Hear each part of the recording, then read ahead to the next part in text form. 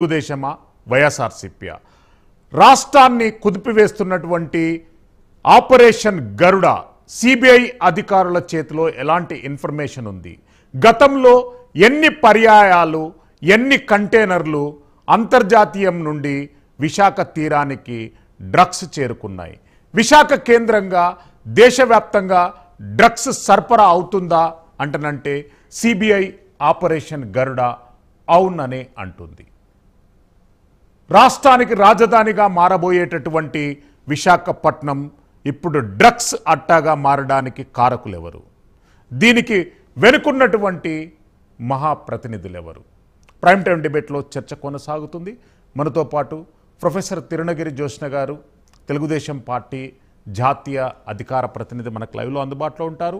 Senior political analyst and senior journalist Turaga Sriram గారు మనకు లైవ్లో అందుబాటులో ఉంటారు. కీర్తన గారు, జనసేన పార్టీ అధికార ప్రతినిధి కీర్తన గారు మనకు లైవ్లో అందుబాటులో ఉంటారు. మొదటగా తురుగ శ్రీరామ్ గారు, విశాఖపట్నమే కాకుండా దేశవ్యాప్తంగా కూడా ఉలికిపడేటటువంటి సంఘటన సిబిఐ ఆపరేషన్ గరుడ. అంతర్జాతీయంగా కూడా ఈ నెట్వర్క్తో లక్షలాది కోట్ల రూపాయల విలువ చేసేటటువంటి మాదక ద్రవ్యాలు, డ్రగ్స్, నిషేధితమైనటువంటి డ్రగ్స్ విశాఖపట్నానికి చేరుకోవడాన్ని ఎలా చూస్తారండి మీరు? ముందుగా మీరు రాజధానిగా మారబోతున్న విశాఖపట్నం అన్నారు. నాకైతే అవకాశాలు ఏం కనిపించట్లేదు. రాజధానిగా మారే అవకాశాలు ఏం కనిపించట్లేదు. ఎందుకంటే మళ్ళీ ఒకవేళ జగన్మోహన్ రెడ్డి గారు వచ్చినా కూడా మొత్తం కోర్టు కేసులు అవన్నీ ఉన్నాయి. అసలు అది 3 రాజధానుల అంశం అసలు కోర్టులోనే లేదు. అది వెనక్కి తీసేసుకున్నారు. సో అందువల్ల ఇప్పుడప్పుడే రాజధాని అయ్యే అవకాశం లేదు.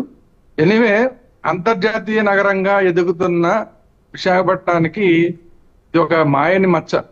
ఎందుకంటే గతంలో మనం చూసాం, గుజరాత్ లో ఒక పోర్టుకి సంబంధించి అక్కడ 3000 టన్నులు ఎంతో వచ్చింది. 3000 టన్నులు సుమారుగా వచ్చినప్పుడే అసలు దేశం అంతా కంగారు పడిపోయింది. 3000 టన్నులు ఏంటి అసలు, బాబోయ్ ఎంత డ్రగ్స్ అని.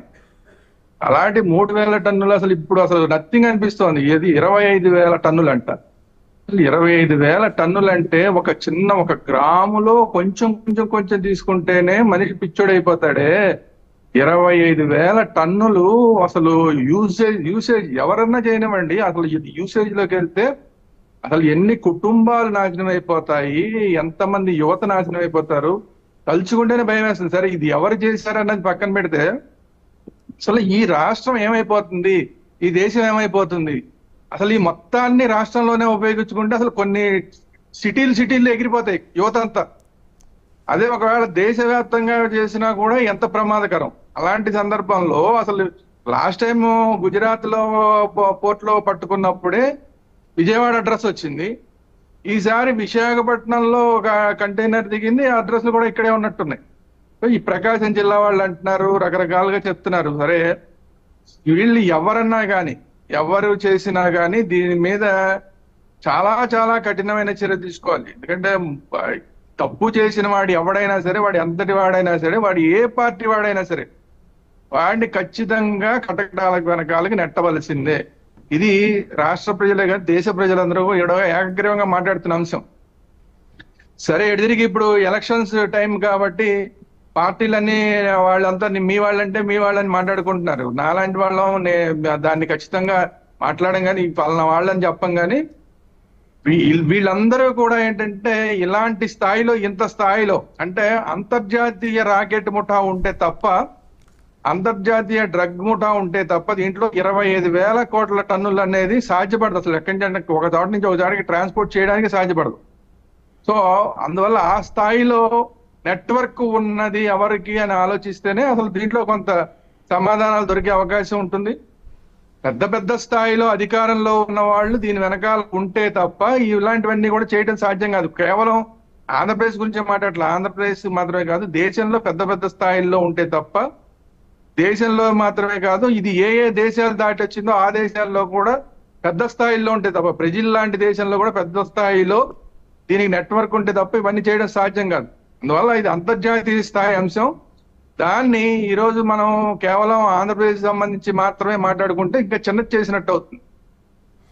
సరే, ఇంకప్పుడు ఎలాగా మన వాళ్ళు మాట్లాడుకుంటున్నారు కాబట్టి తెలుగుదేశం అని ఒకళ్ళు, లేదంటే వైసీపీ అని ఒకళ్ళు, వీళ్ళెవరూ కాదు, పురంధరేశ్వరి గారి చుట్టాలని ఒకళ్ళు. సరే, అందులో ఒక చౌదరి అనే పేరు ఎక్కడో ఒక వినపడింది కాబట్టి ఆటోమేటిక్ తెలుగుదేశానికి పురంధరేశ్వరి గారికి అంటగట్టడానికి చాలా ఈజీ వ్యవహారం. బట్ అంత తేలిగ్గా దీన్ని తీసుకోకూడదు. ఇది ఎవరున్నారు అనేది ఖచ్చితంగా సిబిఐ నిర్ణయించాలి. ఈ లోపు ఎవరు మాట్లాడినా కూడా తొందరపాటు అవుతుంది. సరే, రాజకీయంగా ఎవరి వాళ్ళకు ఉంటే దానికి నాకు అబ్జెక్షన్ ఏమి లేదు, దాన్ని నేను మాట్లాడను. కానీ సిబిఐ చెప్పాల్సిన అంశాలని ఈ రోజు రాజకీయ నాయకులు చెప్తున్నారు. ఇది సమస్య. ఎస్ సిబిఐ ఎవరు చేశారు, తప్పు ఎవరు చేశారో చెప్పాల్సింది రాజకీయ నాయకులే నిర్ణయించేసి రాజకీయ నాయకులే శిక్షలు వేసేదాకా వెళ్ళిపోతున్నారు. సో అందువల్ల ఇలాంటి వాటిని నేనైతే రాజకీయంతో ముడిపెట్టను. రాజకీయం లేకుండా ఇది జరగదు, అది వేరే విషయం. ఎస్ ఖచ్చితంగా రాజకీయ నాయకులు పెద్ద స్థాయిలో ఉన్న వాళ్ళు ఉంటేనే జరుగుతుంది. బట్ ఆంధ్రప్రదేశ్ రాజకీయాలకి మాత్రమే మాట్లాడి దీన్ని తక్కువ చేయాలని నేను అనుకోవట్లేదు. చాలా పెద్ద దుర్మార్గమైన చర్య, అంతర్జాతీయ సంబంధించిన అంశం. దీన్ని మనం అంతర్జాతీయ స్థాయిలోనే చూసి, అది ఆంధ్రప్రదేశ్ వాళ్ళైనా సరే వాళ్ళు అంతర్జాతీయ కుట్రదారులుగా మనం అర్థం చేసుకోవాలి. సో ఆ స్థాయి వాళ్ళు ఆంధ్రప్రదేశ్ లో ఉంటే కనుక ఖచ్చితంగా వాళ్ళందరినీ కూడా జైల్లో పెట్టాల్సిన బాధ్యత సిబిఐ మీద ఉంది.